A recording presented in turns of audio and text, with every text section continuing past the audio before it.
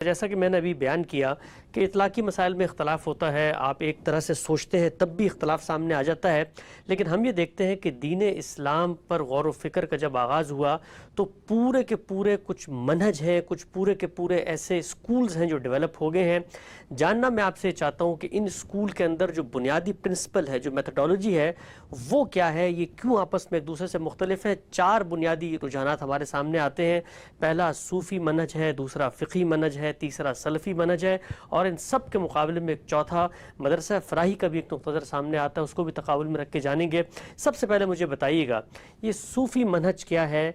اس منہج فکر میں سوچنے سمجھنے کا جو پرنسپل ہے اس کی اصل کیا ہے، کہاں سے یہ پھوٹتا ہے، اور اس کا سررشتہ اور بنیاد کیا ہے؟ یہ بات آپ کے علم میں ہے کہ اللہ کے پیغمبروں نے جو دعوت پیش کی ہے اس کی بنیاد اس چیز پر رکھی گئی ہے کہ اللہ تعالیٰ نے ہمیں بنایا ہے، وہ ہمارا خالق ہے، اس نے خلق کے بعد ہماری ربوبیت کا اہتمام کیا ہے، وہ ہمیں پالتا ہے، وہ ہمیں وہ تمام چیزیں فراہم کرتا ہے جو ہماری ضرورت ہے۔ اس نے اگر ہمارے اندر بھوک کا دائیا پیدا کیا ہے تو اس کو مٹانے کا اہتمام بھی اسی نے کیا ہے، اگر اس نے پیاس کا دائیا پیدا کیا ہے تو اس کو بجھانے کا اہتمام بھی اسی نے کیا ہے۔ ہمارے اندر جتنے دائیات ہیں ان سب کے لیے اس کائنات میں اللہ تعالیٰ کا اہتمام پوری شان کے ساتھ موجود ہے۔ اللہ تعالیٰ نے ہمیں یہاں امتحان کے لیے بھیجا ہے۔ جب امتحان کے لیے بھیجا ہے تو اس کا لازمی نتیجہ کیا ہے؟ وہ یہ کہ ہمیں یہ بتایا جائے کہ امتحان کس چیز میں ہونا ہے۔ اس معاملے میں انسان کی عقل بھی بہت کچھ رہنمائی کرتی ہے، لیکن اللہ تعالیٰ نے اس کو تنہا اس کی عقل پر نہیں چھوڑا، بلکہ اس نے نبوت کا سلسلہ جاری کیا اور پہلے دن سے جاری کر دیا۔ یعنی اللہ نے جب انسانیت کی ابتدا کی تو قرآن ہمیں یہ بتاتا ہے کہ پہلے انسان کی حیثیت سے سیدنا آدم کو انسانیت کا شرف بھی حاصل ہوا، اور اس کے ساتھ ان کا نبوت کے لیے بھی استعفیٰ ہو گیا۔ یعنی جیسے ہی انہوں نے اللہ تعالیٰ سے توبہ و استغفار کی اور اللہ تعالیٰ نے ان کو دنیا میں زندگی شروع کرنے کی ہدایت فرمائی، تو ساتھ ہی یہ واضح کر دیا کہ اب ہم نے تمہارا استعفیٰ بھی کر لیا ہے، یعنی تمہیں منتخب کر کے اپنی وحی سے نوازا ہے اور اپنی ہدایت بھی تمہیں دی ہے۔ اس سے یہ بات واضح ہوئی کہ ہمارے خالق نے جس طرح ہماری باقی تمام ضروریات کو پورا کیا ہے، اسی طرح ہدایت کی ضرورت کو بھی پورا کیا ہے۔ یعنی پہلے مرحلے میں ہمارے اندر ہدایت کے مبادی الہام کیے ہیں، اصول الہام کیے ہیں، اور دوسرے مرحلے میں پیغمبروں کے ذریعے سے ان کی تفصیلات کی ہیں۔ اس کے بعد وہ یہ کہتا ہے کہ میں نے یہ سب اہتمام کر دیا ہے، اب تم نے علم و عقل کی روشنی میں اس اہتمام کے مطابق زندگی بسر کرنی ہے۔ اگر اس اہتمام کے مطابق زندگی بسر کرو گے تو تمہارے لیے آخرت میں سرخروئی ہے، دوسری دنیا میں، اور اگر ایسا نہیں کرو گے، سرکشی اختیار کرو گے، تو تمہیں اس کا نتیجہ بھگتنا پڑے گا۔ یہ بنیادی بات ہے جس پر پیغمبروں کی ساری دعوت قائم ہوئی ہے۔ جب ہم کہتے ہیں کہ ہم ایک دین کو ماننے والے ہیں تو اس کا خلاصہ یہ ہے کہ ہمیں اللہ تعالیٰ کی ہدایت کے مطابق زندگی بسر کرنی ہے۔ اس کے بالکل مقابل میں انسان نے اپنے طور پر بھی حقیقت کو تلاش کرنے کی تگ و دو کی ہے۔ اچھا، اور وہ جو تگ و دو اس نے اپنے طور پر کی ہے وہ یہاں سے پیدا ہوئی ہے کہ میں ایک باشعور ہستی ہوں، میرے پاس علم کے بہت سے ذرائع ہیں، میں مشاہدہ کرتا ہوں اور اس مشاہدے کے نتیجے میں میں بہت سے فیصلے کرتا ہوں، بہت سی چیزوں پر حکم لگاتا ہوں، میرے حواس میرے لیے ذریعہ علم بنتے ہیں۔ بالکل اسی طریقے سے میری عقل بھی میری رہنمائی کرتی ہے، لیکن یہ سب تو مجھے اس مادی دنیا تک محدود کر دیتے ہیں۔ تو کیا یہ مادی دنیا ہی اصل ہے؟ کیا یہی حقیقت ہے؟ کیا یہی ابتدا اور یہی انتہا ہے؟ تو انسان کے اندر یہ ایک فطری دائیا موجود ہے کہ وہ اس سے ماورا کو جانے، وہ اپنی عقل سے بعض اوقات اوہام پیدا کر کے بھی ایک دنیا بنانے کی صحیح کرتا ہے۔ یہ جو ہم فلسفیوں کے ہاں ما بعد الطبیعیات دیکھتے ہیں، اگر آپ اس کا تجزیہ کریں تو عقلی لحاظ سے اس کے تمام اجزاء بالکل درست بٹھائے جاتے ہیں، بالکل ایسے ہی جس طرح سے ایک شخص ایک بڑا ناول لکھتا ہے تو وہ اس میں جو آپ کے سامنے کہانی کا تانا بانا رکھ دیتا ہے وہ عقلی لحاظ سے بالکل درست معلوم ہوتا ہے. یعنی ہم جب اس ناول کے اندر جاتے ہیں تو ایسے لگتا ہے کہ ہم نے ایک حقیقت کے اندر قدم رکھ دیا ہے. ہم حقیقت کی دنیا میں چلے گئے ہیں، بلکہ وہ دنیا ہمیں بعض اوقات ہنسا دیتی ہے، بعض اوقات رلا دیتی ہے. ہم اس میں اس حد تک محو ہو جاتے ہیں کہ اس سے باہر کی دنیا سے بھی غیر متعلق ہو جاتے ہیں. اسی چیز کو جب موجودہ زمانے میں ہم نے فلم کے فیتے پر منتقل کیا ہے تو یہ آپ دیکھتے ہیں کہ اس کی طرف کتنا غیر معمولی میلان ہوتا ہے انسان کا. درا حال ہے کہ وہ اس بات سے پوری طرح واقف ہوتا ہے کہ یہ سب کچھ حقیقت نہیں ہے. یعنی اس میں اگر کسی تاریخی واقعے کو بھی موضوع بنایا گیا ہے تو بہت کچھ رنگ آمیزی کر کے بنایا گیا ہے تاکہ یہ ہماری توجہات کو اپنی طرف کھینچ سکے. اب جب آپ اس کہانی کو ویسے دیکھتے ہیں تو اگرچہ وہ حقیقت تو نہیں ہوتی، لیکن اس کے اجزاء کا تانا بانا اس طریقے سے بنا جاتا ہے، اس مہارت سے بنا جاتا ہے کہ ایسے لگتا ہے کہ ایسا ہونا چاہیے، اور بلکہ اس سے آگے بڑھ کر ہم اپنے احساسات کی دنیا میں یہ فرض کر لیتے ہیں کہ فی الواقع ایسا ہے. تو بالکل اسی طریقے سے انسان اس ماورا کو بھی سمجھنے کی کوشش کرتا ہے. یعنی کیا دنیا یہی ہے؟ کیا یہی ابتدا اور یہی انتہا ہے؟ ظاہر ہے کہ اس پر انسانی عقل کبھی مطمئن نہیں ہو سکی. یعنی انسان کو بڑا زور لگانا پڑتا ہے کہ وہ لوگوں کو اس پر مطمئن کر دے کہ بس یہی ہے. لیکن بے شمار سوالات پیدا ہو جاتے ہیں جن کے لیے عقل کہتی ہے، علم کہتا ہے، انسان کے اندر کے داعیات تقاضا کرتے ہیں کہ وہ ماورا کو دیکھے. ہے کچھ اس کے پیچھے، وہ کوئی روح جہاں ہے، وہ کوئی خالق ہے، وہ کوئی علیم و حکیم ہستی ہے، وہ اسی کائنات میں کارفرما کوئی اصول ہے، وہ کوئی قوانین ہے اس کے ماورا کوئی چیز جو ہمیں دریافت کرنی ہے. تو اس ماورا کا وہ مشاہدہ کرنا چاہتا ہے، بالکل اسی طرح جس طرح اس کائنات کا مشاہدہ کرتا ہے، جس طرح اپنے وجود کا مشاہدہ کرتا ہے. تو یہ مشاہدہ کرنا ہے، مجھے حقیقت کو دیکھنا ہے اور حقیقت تک مجھے پہنچنا ہے. حقیقت میری گرفت میں ہونی چاہیے. میں بے پناہ قوتوں اور صلاحیتوں کے ساتھ دنیا میں آیا ہوں. میرے اندر اللہ تعالیٰ نے اگر کوئی ہے تو بڑی بے پناہ قوتیں رکھتی ہیں. اب میں کیسے اپنے آپ کو حقیقت کے مشاہدے سے محروم کر سکتا ہوں؟ تو وہ حقیقت کا مشاہدہ بذات خود کرنا چاہتا ہے، حقیقت تک رسائی چاہتا ہے، اس کے اندر اتر کر دیکھنا چاہتا ہے. بڑی مشکل سے وہ اس پر آمادہ ہوا ہے کہ وہ حقیقت کی تلاش کو بھی اسی دنیا تک محدود کر دے اور اس پہ اکتفا کر لے. یہ حقیقت ہے کہ اس نے حقیقت کی تلاش میں جو سفر کیا ہے اس میں وہ کبھی بھی اس پر آسانی کے ساتھ آمادہ نہیں ہوتا. اگر عام لوگ آمادگی ظاہر کر بھی دیں تو خواص نہیں کرتے. جن لوگوں کے اندر علم کے خصوصی داعیات ہوتے ہیں وہ نہیں کرتے. جن کو غیر معمولی ذہانتیں ملی ہوتی ہیں وہ نہیں کرتے. وہ جاننا چاہتے ہیں کہ ماورا میں کیا ہے. تو یہ میری طرف کی جد و جہد ہے. یعنی یہاں معاملہ یوں نہیں ہے کہ اللہ تعالیٰ نے کسی کا انتخاب کیا ہے، یعنی انسان اپنے اندر بڑی شدت سے یہ چیز محسوس کرتا ہے. یہ جو انسان کی تگ و دو ہے اس نے وہ منہج پیدا کیا جس کو ہم صوفی منہج کہتے ہیں. یعنی یہ دنیا میں ہمارے ہاں تو صوفی منہج کہلاتا ہے اور کہا بھی جا سکتا ہے. دنیا میں یہ بڑے مختلف ناموں سے رہا ہے. آپ اس کو کبھی روحانیت سے تعبیر کرتے ہیں، کبھی آپ اس کو مسٹسزم سے تعبیر کرتے ہیں. اس کے لیے تعبیریں مختلف اختیار کی جا سکتی ہیں، لیکن یہ بنیادی طور پر ہے کیا؟ بالکل اسی طرح جس طرح ایک سائنسدان کی یہ تگ و دو ہے کہ وہ اس مادی دنیا میں قوانین کو دریافت کرے، وہ ان قوانین کی بنیاد پر چیزوں کی حقیقت کو سمجھے. یہ داعیہ ہے جس کی بنیاد پر سائنسدان اپنے معمل میں، اپنی لیبارٹری میں رات دن بسر کرتا ہے، اور پھر آپ جانتے ہیں کہ وہ اس کے نتیجے میں کیا کچھ دریافت کر کے لے آتا ہے.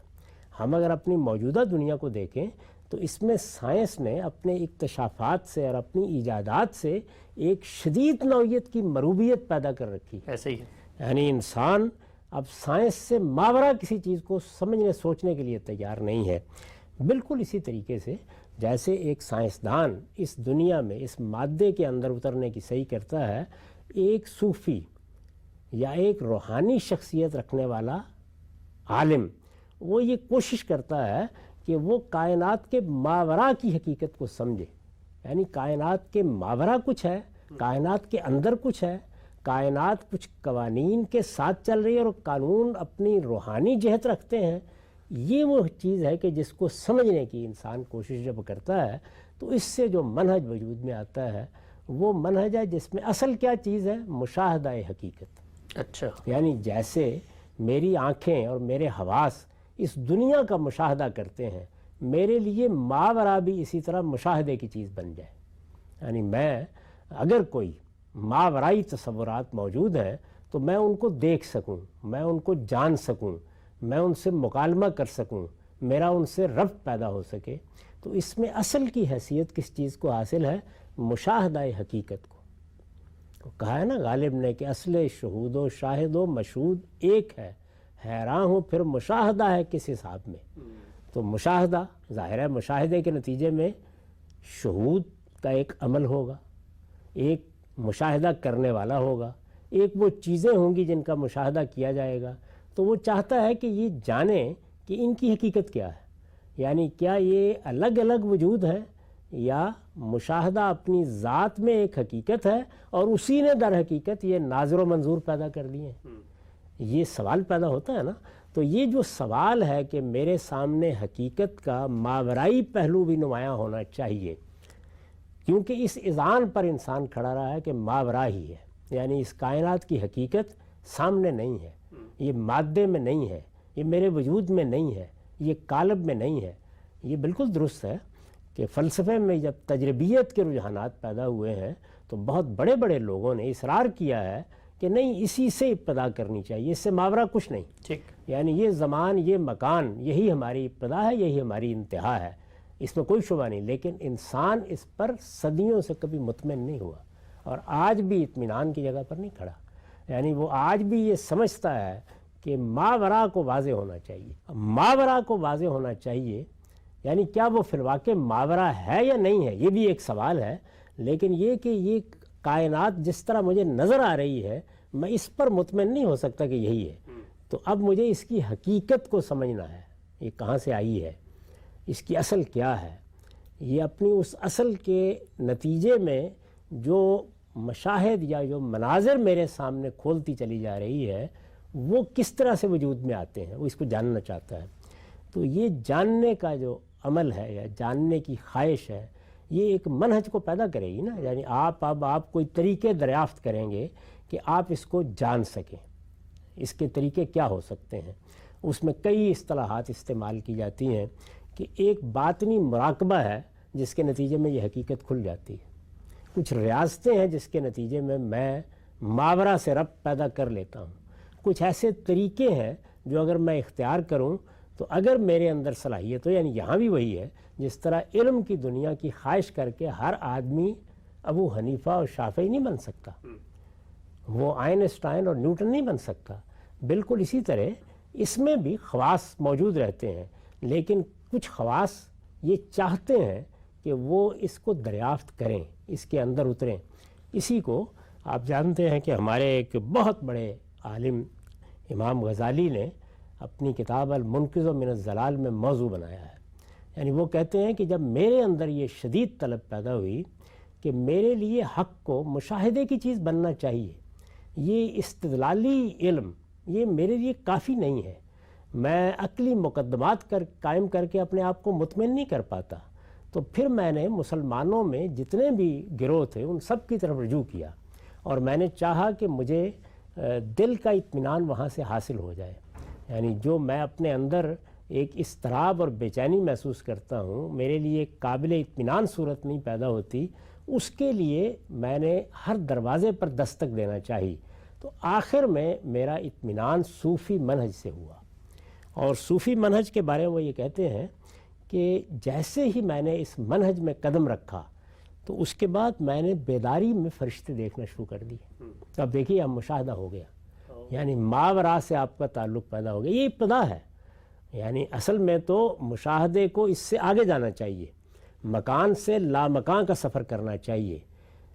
یزداں بکمن داور ہمت مردانہ، وہاں تک پہنچنا چاہیے معاملے کو.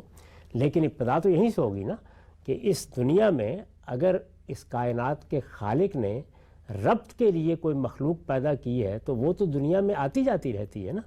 مذہبی فکر بھی یہی بتاتا ہے، پیغمبر بھی، قرآن بھی یہی بتاتا ہے کہ اللہ کے فرشتے زمین پر آتے ہیں، رابطہ پیدا کرتے ہیں. تو سب سے پہلے پھر کس کا مشاہدہ ہونا چاہیے؟ جو لے کر آتے ہیں فرشتوں کا ہونا چاہیے نا سب سے پہلے. تو انہوں نے کہا کہ جب یہاں سے ابتدا ہو گئی تو اس سے مجھے حوصلہ ہوا کہ اب میں اس سے آگے بڑھ سکتا ہوں. تو اس منہج نے میرے لیے تسکین کا سامان کیا. اگر آپ اس کے بعد ہمارے قریب کے دور میں آئیں اور یہ دیکھیں کہ علامہ اقبال ہمارے بڑے لوگوں میں سے ہیں، یعنی جس طرح امام غزالی بہت بڑے لوگوں میں سے ہیں، اقبال بھی بہت بڑے لوگوں میں سے ہیں. اقبال نے اپنی کتاب ریکنسٹرکشن میں 2 پہلے خطبات کا موضوع اس کو بنایا ہے کہ ہمارے جو پیغمبرانہ مشاہدات، یعنی کہا جاتا ہے نا کہ پیغمبر کو وحی آ گئی، پیغمبر سے خدا نے رابطہ پیدا کیا، پیغمبر کے پاس جبریل آ گئے، تو یہ جو آسمانی رابطہ ہے اس کے لیے دلیل کیا ہے؟ اس لیے کہ یہ تو ہمارے مشاہدے میں آنے کی چیز نہیں ہے. تو کیا محض پیغمبر کے کہنے پر اس کو مان لیا جائے؟ یعنی وہی کیا چیز ہے سمجھ میں آنی چاہیے. تو پھر انہوں نے کہا کہ اس کے لیے ہمیں ادھر سے اٹھنا چاہیے. یعنی جس طریقے سے انسان سارے یکساں نہیں ہیں، ان کے اندر مختلف ملکات ہوتے ہیں، مختلف صلاحیتیں ہوتی ہیں. بہت سے انسان ہیں کہ وہ نوابغ ہیں، یعنی ان کے اندر بڑی عبقریت ہے اور ان کے سامنے کسی بھی علم کے حقائق ایسے کھل جاتے ہیں جس کو شیخ خطار نے بیان کیا تھا کہ در کف داؤد آہن موم کرت. یعنی گویا داؤد کے ہاتھ میں معلوم ہوتا تھا کہ لوہا موم ہو گیا ہے، تو ان کے سامنے حقائق اسی طرح کھلتے چلے جاتے ہیں. اس میں پھر انہوں نے مزید بات کو اٹھایا ہے کہ اگر شاعری کو دیکھیں تو یہ کیا چیز ہے. یعنی ایک انسان جب اپنے باطن کی طرف رجوع کرتا ہے تو مضامین نو کے انبار لگاتا چلا جاتا ہے. آخر کہیں سے یہ چیز آتی ہے. آپ کے علم میں ہوگا ان کا ایک مکالمہ بیان کیا جاتا ہے کہ جب ان سے کہا گیا کہ کیا آپ ایسے ہی مانتے ہیں کہ پیغمبر پر الفاظ میں وحی آتی تھی، تو انہوں نے کہا مجھ پر شعر الفاظ میں اترتا ہے. تو اس طرح گویا اپنے انہوں نے تجربے کو اس کی دلیل کے طور پر پیش کر دیا. تو جس طرح ایک شاعر کے ساتھ معاملہ ہوتا ہے، وہ اس سے پھر کہتے ہیں کہ اس سے آگے بڑھ کر آپ صوفیانہ مشاہدات کو دیکھیے. اس لیے کہ صوفیانہ مشاہدات میں تو ایک شاعر کی طرح، جیسے شاعر ہر آدمی تو نہیں ہوتا، شاعر کی طرح ایک تجربے سے گزرتا ہے انسان، اور وہ تجربہ 1-2 لوگوں کا نہیں ہے، وہ سینکڑوں ہزاروں لوگوں کا ہے. پھر وہ مذہبیات سے ماورا ہے کہ آپ اسے کسی خاص مذہب سے متعلق کریں. تو جس طرح سائنسدان مسلمان بھی ہو سکتا ہے، سائنسدان مسیحی بھی ہو سکتا ہے، سائنسدان بدھ بھی ہو سکتا ہے، بالکل اسی طریقے سے یہ مذہبی تجربہ جو صوفیانہ تجربہ ہوتا ہے، جس میں انسان مراقبے کی یا کشف و وجدان کی یا حدث کی مخصوص صورتوں میں حقائق تک پہنچ جاتا ہے. تو یہ جو عمل ہے جو انسان کے ساتھ ہوتا ہے، یہ تو چونکہ ہر جگہ کا مشاہدہ ہے، اس کے آپ کو دلائل مل جائیں گے. آپ ہندوؤں کے پاس چلے جائیں، آپ بدھوں کے پاس چلے جائیں، آپ مسیحی متکلمین کے ہاں چلے جائیں، ان کے جو بڑے بڑے اولیاء ہیں ان کی باتیں آپ سنیں. ایسے ہی آپ مسلمانوں کے پاس آ جائیں تو مذہب، نسل، رنگ، ان سے ماورا آپ کو اس کے شواہد مل جائیں گے. تو اس کا مطلب یہ ہے کہ یہ بجائے خود اسی طرح کا تجربہ ہے جس طرح کے شاعری ایک تجربہ ہے جس میں مضامین الہام ہوتے ہیں. غالب سریر خامہ نوائے سروش ہے.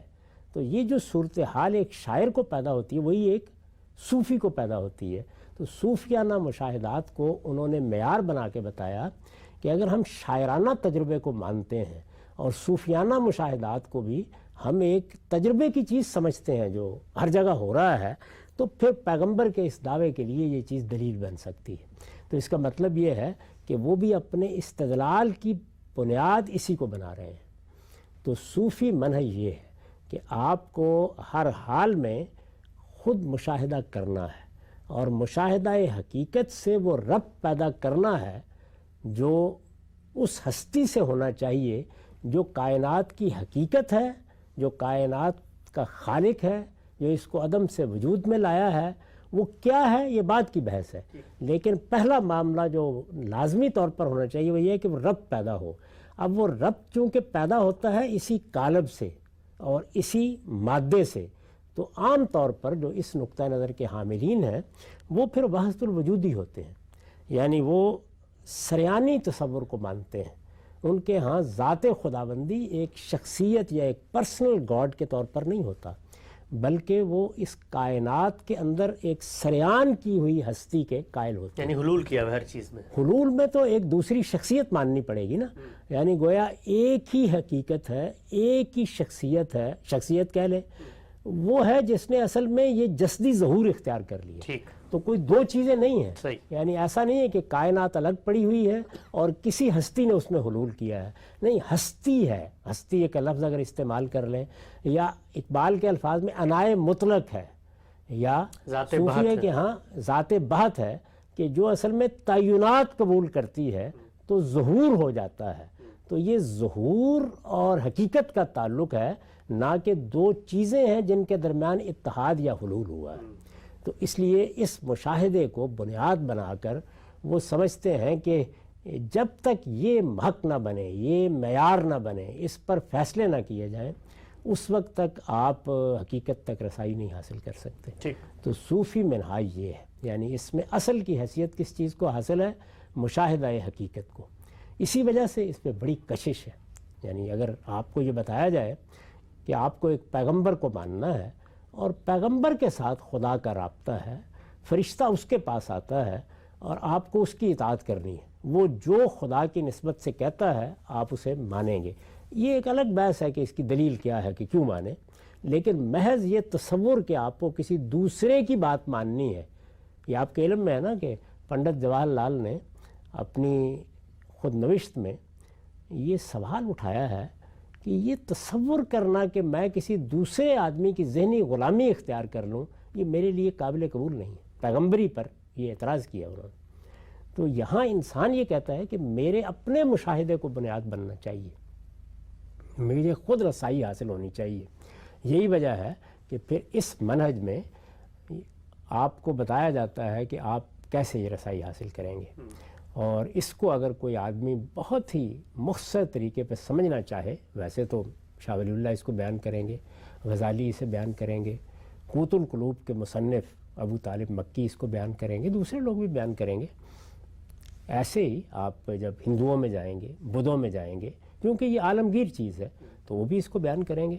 لیکن آپ کو اس کی بہت ہی عمدہ اور نہایت ہی جامع تعبیر ملتی ہے شاہ اسماعیل شہید کی ابقات میں. اچھا. اس کا خاص طور پر جو آخری ابقہ ہے، چوتھا ابقہ، جس میں انہوں نے بیان کیا چوتھا اشارہ، ابقات تو پھر مزید اس کی تقسیم ہے، اس میں انہوں نے یہ بیان کیا ہے کہ جس وقت یہ شخص یعنی جو مشاہدے کو اپنی منزل بنا کر اوپر اٹھتا ہے اور باطنی حقائق تک رسائی حاصل کرتا ہے اور اس کائنات کی حقیقت کو جانتا ہے، اور وہ حقیقت وحدت الوجود ہے، یعنی وہی چیز ہے، یہی مشاہدے سے واضح ہو جاتا ہے تو اس کو ایک مرحلے کے اوپر جا کر بالکل وہی چیز حاصل ہو جاتی ہے جو پیغمبر کو اوپر سے حاصل ہوتی ہے. اچھا. یعنی وہ بھی وہیں سے پاتا ہے جہاں سے پیغمبر پاتے ہیں، اور پھر اس کے بعد گویا ملائے اعلیٰ سے اس کا جو ربط پیدا ہوتا ہے، اس کے لیے مختلف تعبیریں ہیں، اختیار کی جاتی ہیں.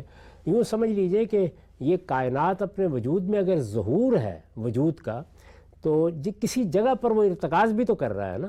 جب اس سے رابطہ پیدا ہو جاتا ہے تو پھر انسان ہدایت حاصل کرتا ہے اپنے لیے، اور وہیں سے کرتا ہے. اور وہ ہدایت کچھ اور نوعیت کی ہدایت ہوتی ہے، یعنی وہ اس طرح کی دنیا میں زندگی گزارنے کی طریقے کی بات نہیں ہوتی. یہ تو عوام کے مسائل ہیں کہ ان کو آپ کو بتانا ہوتا ہے کہ آپ نے طہارت کیسے کرنی ہے اور عبادت کیسے کرنی ہے اور یہ کیسے کرنا ہے. وہ اس سے اوپر ایک تمکین تام کا مقام ہے جو آدمی کو حاصل ہوتا ہے، اور اس سے جو تفہیم حاصل ہوتی ہے، اصل چیز وہ ہے جس کو انسان کو اپنی تگ و دو کی منزل بنانا چاہیے. جیسے قرآن کہتا ہے نا، جنت کی تصویر کھینچتا ہے اور پھر کہتا ہے وَفِي ذَلِكَ فَلْيَتَنَافَسِ الْمُتَنَافِسُونَ، کہ جو لوگ سبقت لے جانا چاہتے ہیں وہ ادھر سبقت لے جانے کی کوشش کریں. تو صوفی منہج میں یہ کہا جاتا ہے کہ جن کو اللہ توفیق دے وہ اس مشاہدہ حقیقت کی طرف آئیں، یہاں وہ چیزیں پائیں گے. تو یہاں دو ہی چیزیں ہوتی ہیں، یعنی وہ مشاہدہ حقیقت، اس کی لذت، وہ ایک دنیا ہے، اس کے اندر آپ کو بہت کچھ چیزیں نظر آتی ہیں. جیسے دیکھیں نا، امام غزالی جیسا شخص کہتا ہے کہ مجھے فرشتوں سے ملاقات ہو گئی.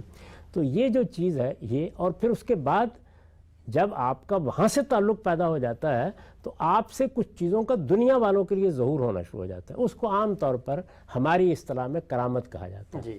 باقی لوگوں کے ہاں بھی اس کے لیے مختلف اصطلاحات ہیں، استدراج کے مختلف پہلو ہیں، تو اس میں کیا ہوتا ہے پھر اس میں غیر معمولی واقعات ہونا شروع ہوتے ہیں۔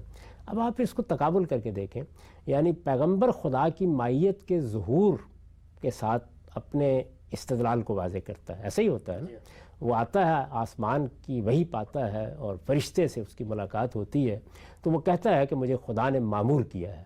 تو جب اس سے پوچھا جاتا ہے کہ اس کی دلیل کیا ہے، تو وہ کہتا ہے کہ میرے ساتھ خدا کی مائیت کا ظہور ہوگا۔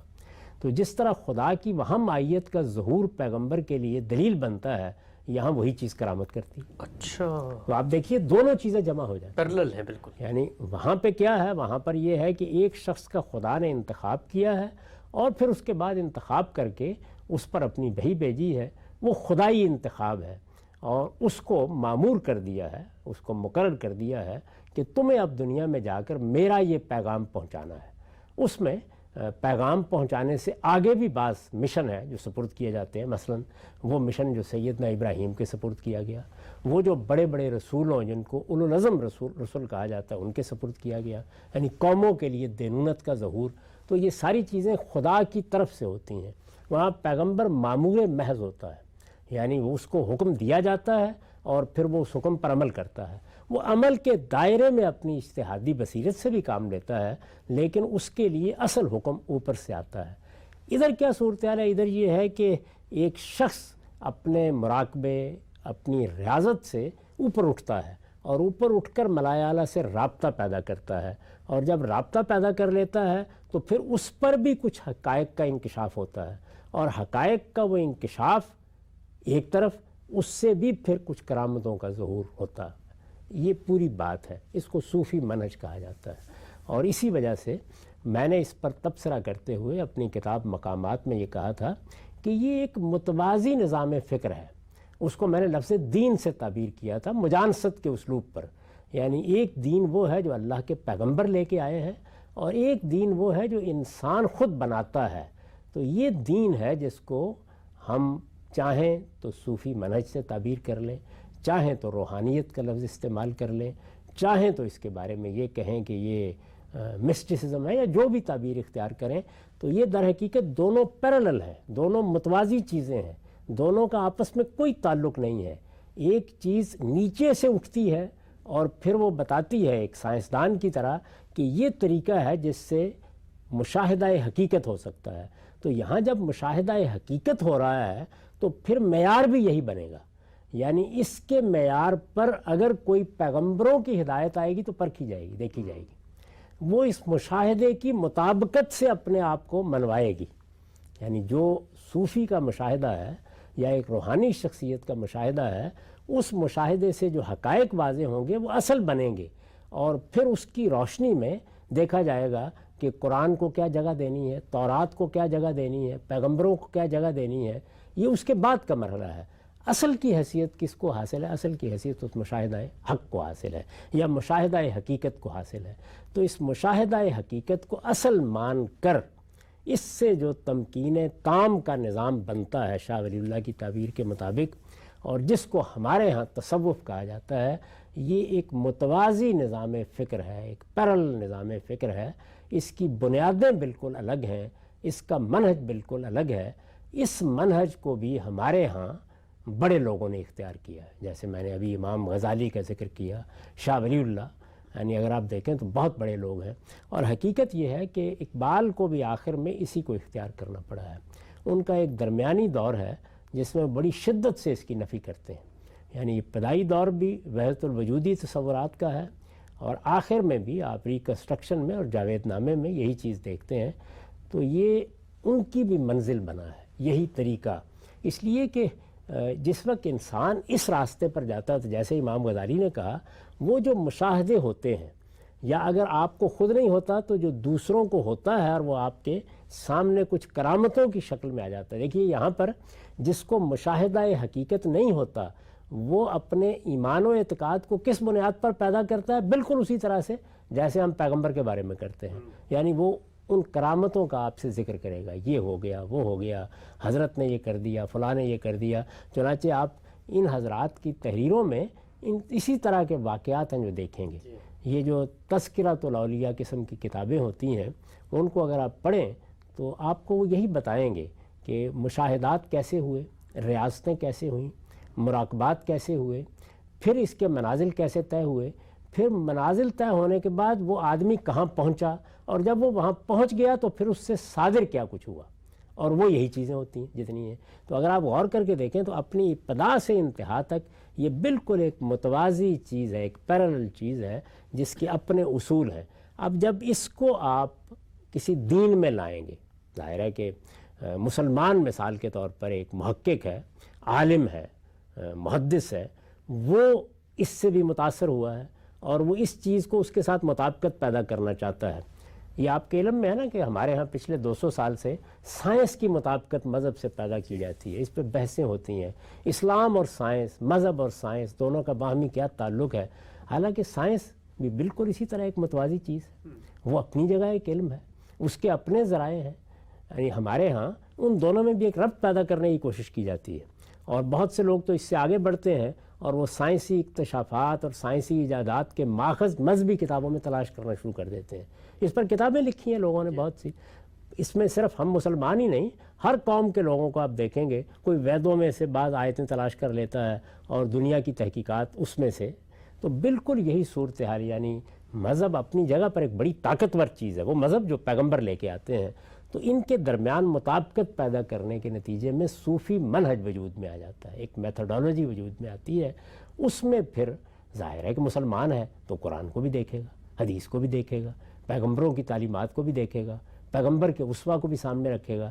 ان کے درمیان یہ ربط پیدا کر کے پھر ایک پوری تعبیر وجود میں آتی، چیزوں کو دیکھنے کا ایک زاویہ نظر پیدا ہوتا ہے، اس کو صوفی منہج سے تعبیر کیا جاتا ہے۔ ڈاکٹر صاحب بہت ہی غیر معمولی انداز میں، بلکہ میں کہوں گا پہلی دفعہ ہم نے اتنی تفصیل سے آپ کی زبان سے اس منہج کی جو حقیقت ہے اور صوفیانہ روایت کے اندر جو اصل الاصول کی حیثیت رکھتی ہے، جو سر رشتہ ہے، اس کو آپ نے واضح فرمایا۔